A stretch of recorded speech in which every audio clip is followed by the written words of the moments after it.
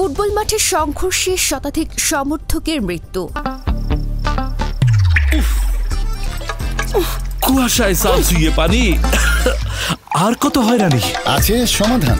বসত ঘরে লাগাও আনোয়ার শীট, সারা ঘর থাকে শুকনা, সর্দি কাশিও থাকে দূরে। আনোয়ার শীট। আবারও রক্ত ছড়ল মাঠে, তবে রাজনীতির মাঠ নয়, ফুটবলের মাঠে। একটি ফুটবল খেলাকে কেন্দ্র করে সংঘর্ষে শতাধিক সমর্থকের মৃত্যু হয়েছে। রেফারির একটি সিদ্ধান্তকে কেন্দ্র করে গন্ডগোলের সূত্রপাত। পরে তা স্টেডিয়ামের বাইরেও ছড়িয়ে পড়ে। থানায় আগুন ধরিয়ে দেয় উত্তেজিত জনতা।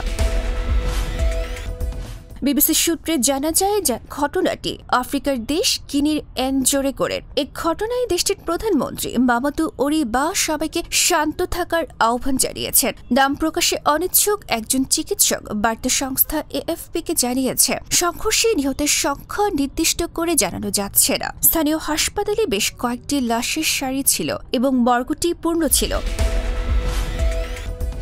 একজন প্রত্যক্ষদর্শী এএফপিকে বলেছেন, রেফারির একটি সিদ্ধান্ত নিয়ে বিতর্কের সূত্রপাত। মাঠে বেশ কয়েকজন সমর্থক ঢুকে পড়েন। তারপরে দু দলের মধ্যে সংঘর্ষ শুরু হয়। তা ক্রমেই বড় হয়ে যায়। উত্তেজিত জনতা এনজোরেকোরে থানায় আগুন ধরিয়ে দেয়। গিনির জুনুটা নেতা মামাদি দম্বোয়াকে সংবর্ধনা দেওয়ার জন্য এই ফুটবল ম্যাচ আয়োজন করা হয়েছিল।